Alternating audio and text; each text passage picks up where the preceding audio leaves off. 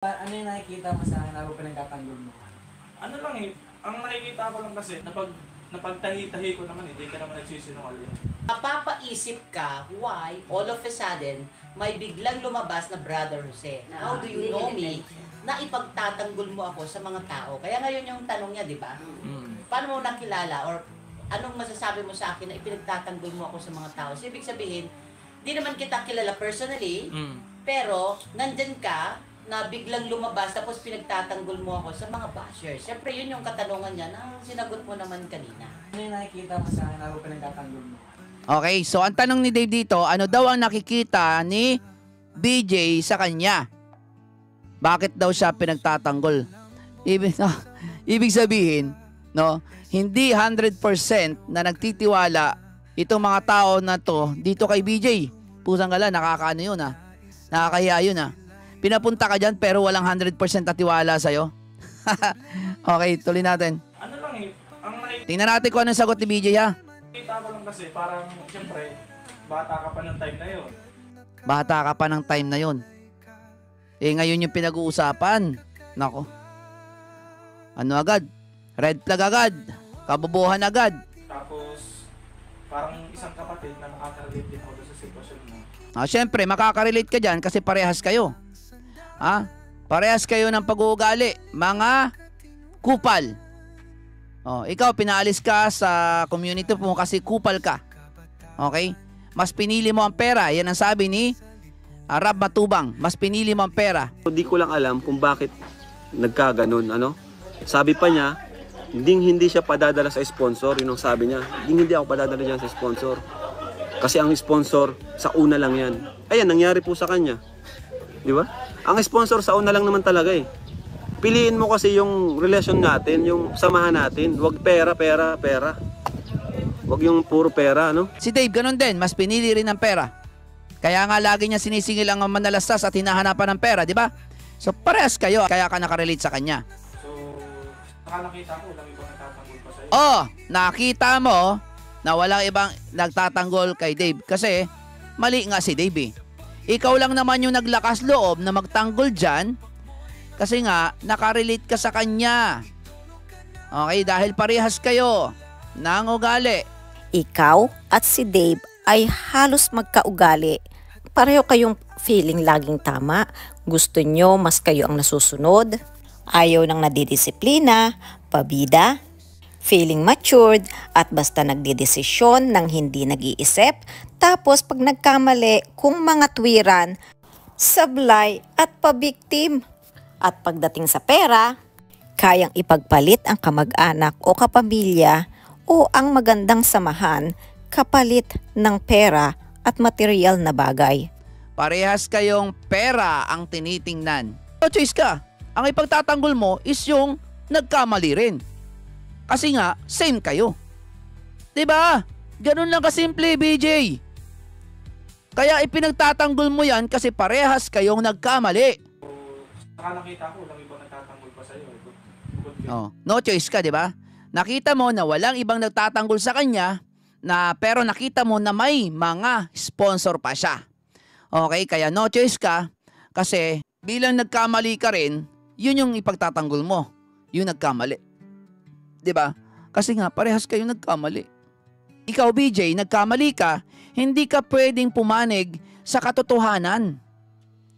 Kasi magmumukha kang tanga eh. 'Di ba? Na ikaw yung nagkakamali tapos ipagtatanggol mo yung katotohanan. 'Di ba mukha kang tanga? Mapapahiya ka kasi.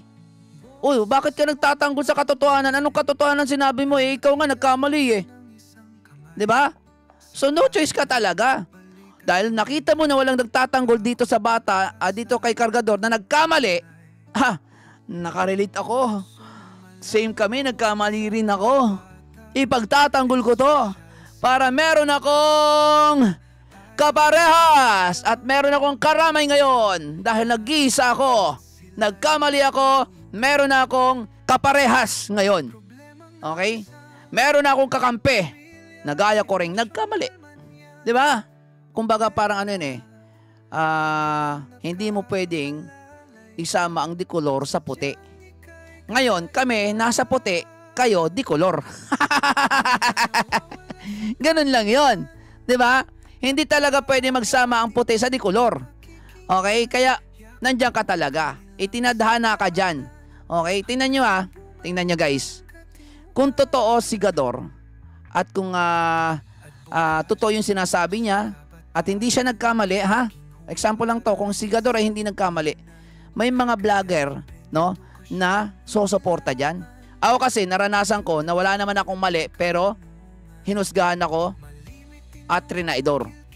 Pero never ako, wala akong pagkakamali Kaya nakita Tekram ako. Hindi katulad mo na hinusgahan ka kasi totoo. Okay, yung husga sa'yo dahil mukha kang pera.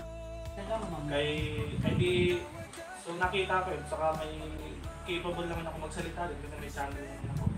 Hindi naman sa nakikisawsaw. Hindi raw sa makikisawsaw. Nakikisawsaw ka. Okay? Huwag mo sabihin hindi ka nakikisawsaw. Kami lang yung nakikisawsaw, ganon. Tapos ikaw hindi.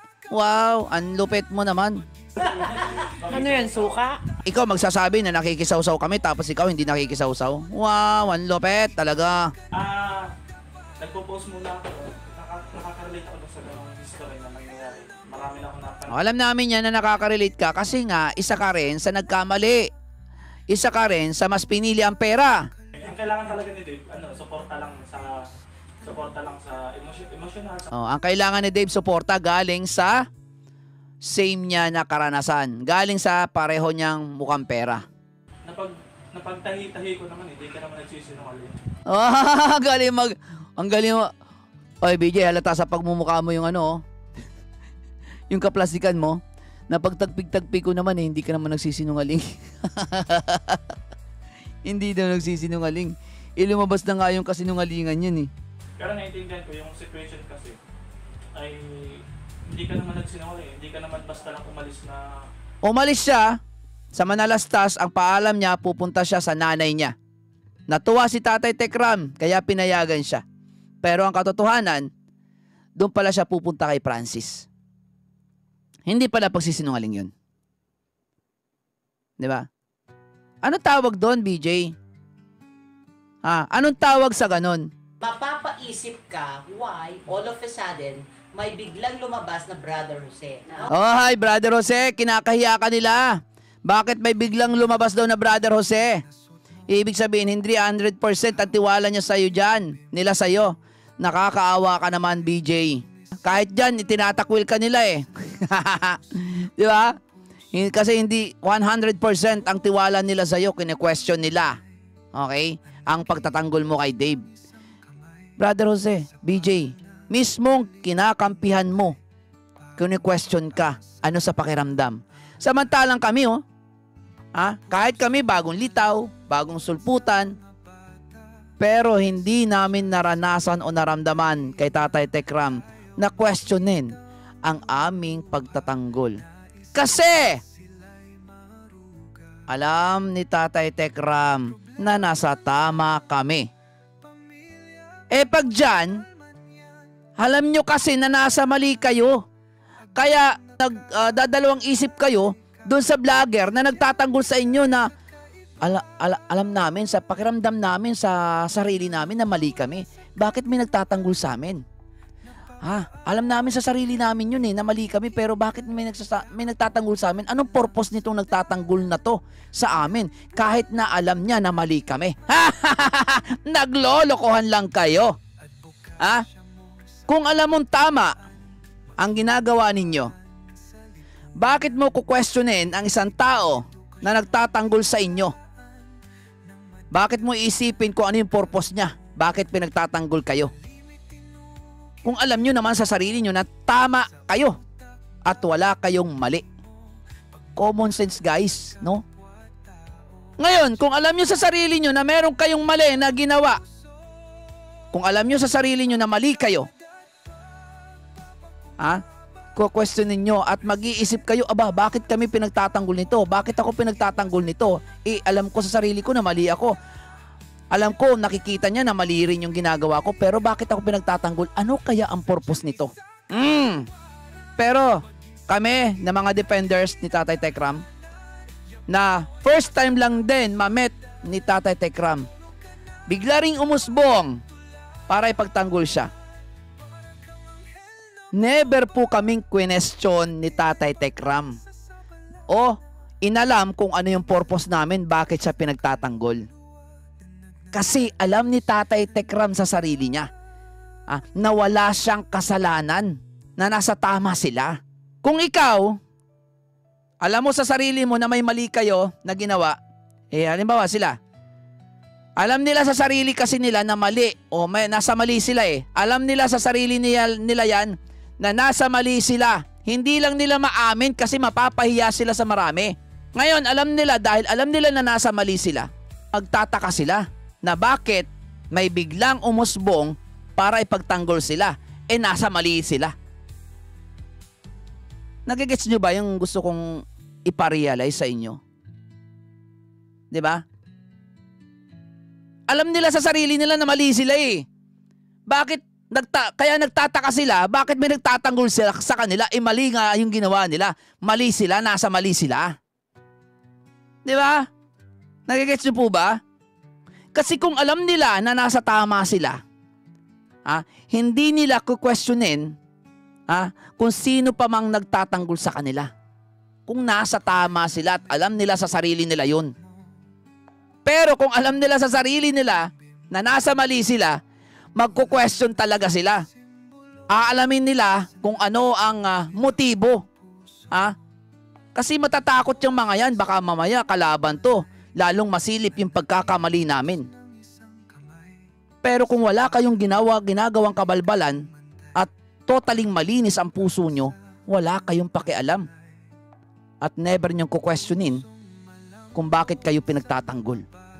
Ang gagawin nyo lang, magpapasalamat lang kayo kasi may nagtatanggol sa inyo.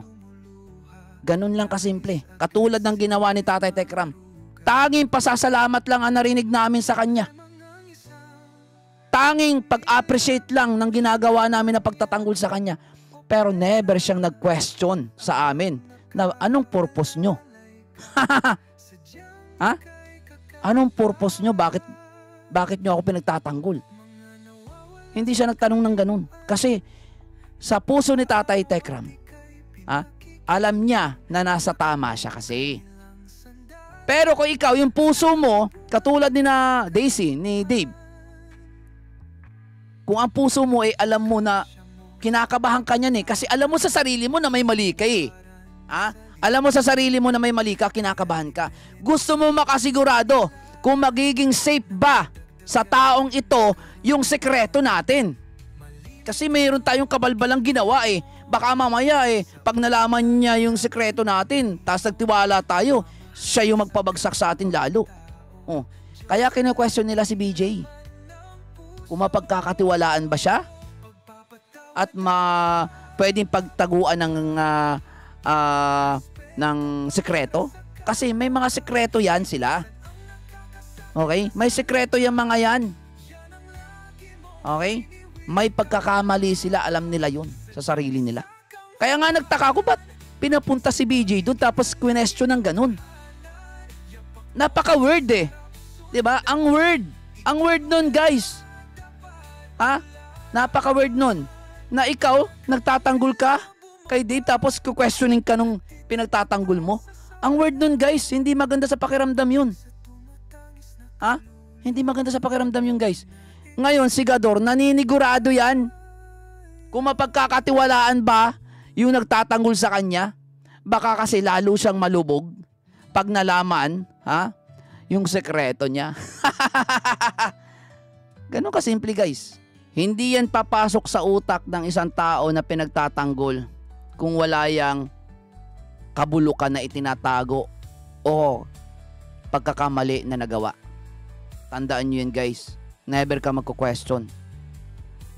Kasi kung tama lahat ang ginagawa mo at wala kang itinatago, alam mo sa sarili mo na hindi ka mabubutasan ng kahit na alam mo ng kalaban, hindi ka magtatanong o maninigurado. Yan yung gusto kong sabihin, guys. 'Di ba? Kala nila maganda yung ginawa nila kay BJ. Which is isa yan sa magpapatunay pa na meron silang itinatago. Meron silang doubt. Si Daisy todo explain. Hindi niya alam, mas mabubutasan sila doon. Lalo na sa ginawa ni Gador na pagtatanong kay Dave, ay kay BJ. Na kung saan pinapakita na parang wala silang tiwala 100%.